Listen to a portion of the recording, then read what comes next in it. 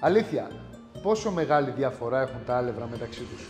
Υπάρχουν πολλών διαφορετικών ειδών άλευρα και όχι άδικα. Όπως όλα τα πράγματα στη ζωή, έτσι και στη μαγειρική, τα πάντα εξελίσσονται. Παλαιότερα είχαμε 2 με 3 είδη και με αυτά πορευόμασταν.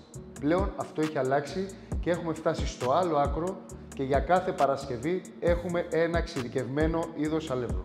Πάμε λοιπόν να δούμε μαζί τις πιο ειδικές κατηγορίες αλεύρων. Το αλεύρι από μαλακό σιτάρι είναι ιδανικό για φρατζόλες, ψωμάκια και γενικότερα αρτοπαρασκευές. Το αλεύρι από σκληρό σιτάρι, ιδανικό για πίτες και παραδοσιακά ζυμαρικά, καθώς έχει υψηλή περιεκτικότητα σε γλουτένη. Το αλεύρι ολικής άλεσης, πλούσιο σε φυτικές ίνες και είναι καλύτερο για ψωμί και αρτοπαρασκευές που χρειάζονται πιο γεμάτη γεύση. Η σεμολίνα, ιδανική για χειροποίητα ζυμαρικά. Επίσης, το αλεύρι τύπου 0-0, το οποίο είναι εξαιρετικά λεπτό και μαλακό, με χαμηλή περιεκτικότητα σε πρωτεΐνη και γλουτένη, ιδανικό για πίτσα. Και τέλος, ένα ιδιαίτερο άλευρο, το αλεύρι αμυγδάλου, ιδανικό για όσους αντιμετωπίζουν προβλήματα με τη γλουτένη.